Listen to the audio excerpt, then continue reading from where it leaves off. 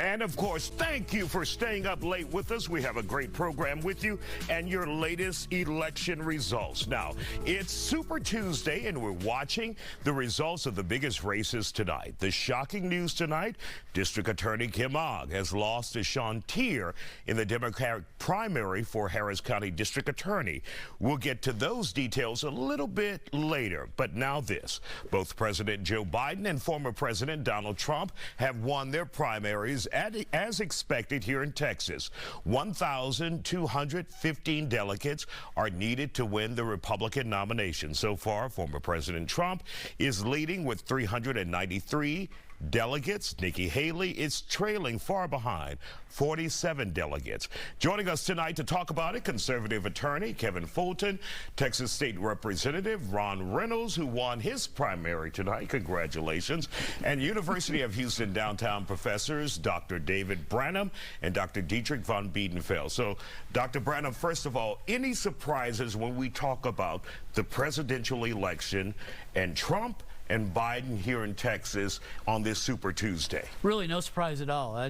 Both Biden and Trump have pretty much wrapped up the presidential nomination for their party. Trump isn't going to officially wrap it up tonight, but he's so close it's impossible for him to avoid it now. So those two races are over, and we're going to have a rematch between Trump and Biden, a rematch that, in all honesty, most of Americans don't want to see. All right. And is that true, Ron Reynolds? Most Americans don't want to see this rematch. Most Americans don't want to. It's surprising that they're both overwhelmingly winning their primaries, so they are going to face off. But when you see and hear the enthusiasm, it's very down. Most people think that President Biden is too old, and a lot of people think former President Trump is too corrupt. So most people believe and wish they had better alternatives. All right, and Kevin, when we talk about Nikki Haley, she said she was the alternative. She's what people didn't want. Well, I'm sorry, let me rephrase that. She was what people wanted, and they didn't want two old guys. But she did not attract enough voters. Right. You can't say this is not what people want, because the votes show that it is what they want. She picked up about 20% here in Texas. I think she's going to do that in most states, pick up 8, 9, 10%. But the race is effectively over. I think she's staying in it just so that she'll have some voice when it comes to convention time, and she will. I mean, when you pick up even 20% of the vote here in Texas, it gives you some vote when it comes to convention time. But I think she knows that she's done as far as this race is concerned. And Dr. von Biedenfeld, what do you see the end game for Nikki Haley? Of course, every presidential contender who knows they're not going to get the nomination is looking at the VP nod, potentially a SecDef or Secretary of State nod. So they're looking at this idea of, I want to bring my constituency into the voting block. I think that's what she's looking at as well. And for the idea that septuagenarians, octogenarians, they ain't going to live forever. So the idea is next presidential election, she'll be the Republican nominee. All right, now let's talk about Sheila Jackson Lee and Amanda Edwards. Many people wrote Sheila Jackson Lee off, and this is where you can say polls are not always accurate. Ron, let's begin with you. Isaiah, I was with Sheila, and many of my friends said that she's going to get her ass kicked. They said that she's done. Amanda had the money, she had the energy, and she seemed to have the momentum coming off a collapse that Sheila had for mayor, where she got trounced by Mayor Whitmire. And so many people thought that she was very vulnerable and likely to lose. She was outspent. The poll that came out by the Hobby Center and U of H showed like 5 points within the margin of error. So we thought it was going to be a barn burner, that it could come down to election night, that it was going to be close. She whooped Amanda like she stole something. The race wasn't even close. The poll was way off.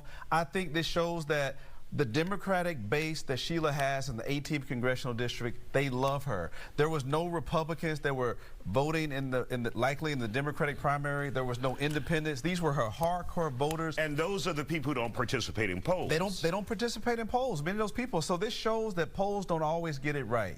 All right. Your thoughts on this, Dr. Branham? Oh, I too thought it was going to be a lot closer.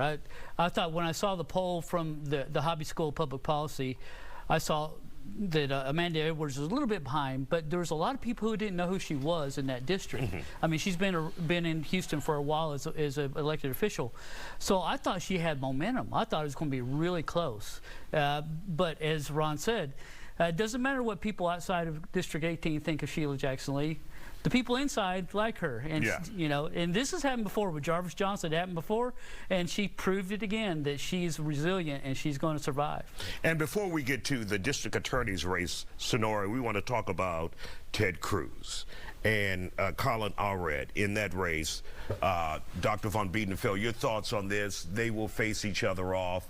Are you surprised? What do you expect in this race? Not at all. And I'm not surprised in part because of parallels to Amanda Edwards and Eva Guzman. So we remember with Eva Guzman, a preeminent jurist, state Supreme Court, record-setting vote getter.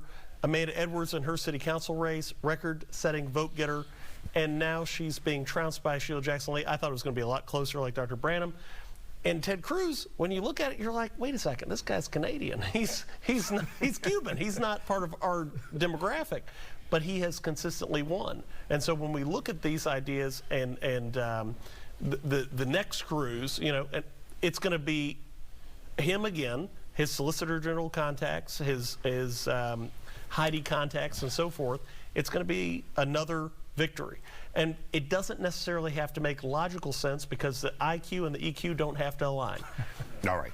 We'll continue this discussion in just a moment. Don't go anywhere. We'll continue our Super Tuesday coverage after the break. And welcome back to the Factor Uncensored, our Super Tuesday election night coverage.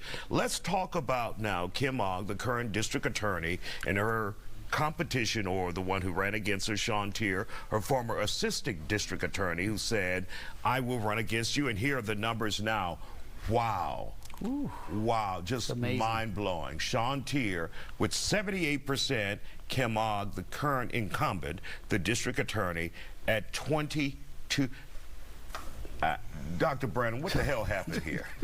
Well, Kim Ogg made a lot of Democrats mad, you know, just to say it without saying any cuss And for words. those who don't know how or why, how did she make Democrats mad? Well, she did. I mean, the happiest person tonight may be Lena Hidalgo, because Kim Ogg and Lena Hidalgo were enemies, and Kim Ogg was after her. Kim Ogg wanted to put her in jail, and so that is the one enemy that she had higher than everybody else. But she made some other decisions that the Democrats were upset about, and making people testify in certain situations when they were vulnerable and so forth. So I wasn't surprised that she lost, but oh my goodness, that's the most I think I've ever seen an incumbent lose by in any election. Yeah. And Kevin Fulton, are you saying the Democrats' cannibalism is real? They're eating each other alive? Your thoughts on this? Well, you know, it's not just them. They are. But, I mean, look, you have the Attorney General and you have the governor going against each other in different races throughout. I've been tracking those 25 different races where they've picked different people in those races. Right now, Abbott's coming out ahead. Most of his are winning over Paxton's. But you saw Paxton coming out and getting involved in all these races. We were just talking about the criminal appeals court. Paxton was mad because of how they ruled against him to be able to prosecute election crime. So he campaigned against them. He had 3 incumbent criminal appeal court justices all wiped out today. So it's that cannibalism is not just in one party. Everybody's feasting. And your assessment of the Democratic election with the district attorney here? Yeah, that one was not so shocking. But what I hate is that the perception is that she was going after her own party. I like it because, look, if you think that there's something going wrong, you think there's something criminal in the way that Hidalgo or anybody else gave out contracts, you should be able to go after those people and investigate whether or not they broke the law. This just is going to make the next person afraid to go after people in their own party if they think they've done something wrong, and that's not what we want. Dr. Von Biedenfeld? At the end of the day, whether I like her or not, Lena Hidalgo was within her rights to not even go out for bids. So I think there were a number of factors. Going after people within her own party was a challenge, but it was also the fact that she didn't have anything clear and convincing. There was no smoking gun.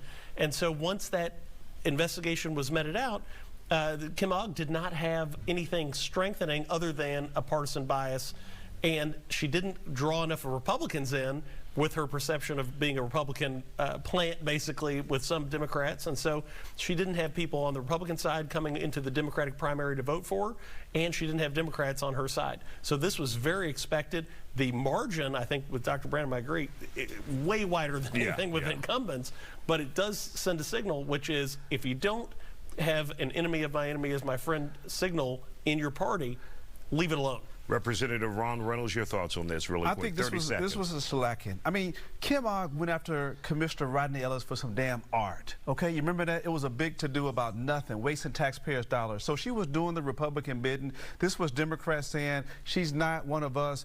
This was a strong, resounding message to Sean Tier that he made. It was people, the LGBTQ community went after her. Black, Hispanic, Asian. This was a real mandate against our sitting incumbent. You don't see stuff like this happen often. All right. We want to thank you guys for joining us here on The Factor Uncensored. Incredible night, a lot of shockers, a lot of issues that were not surprises here. We'll continue our coverage on Super Tuesday tonight, a big race. And of course, we want to thank you for joining us here on The Factor Uncensored. And we go on to our next segment. Be sure to download all the Fox local app at fox26houston.com, and you can find more election updates in real time.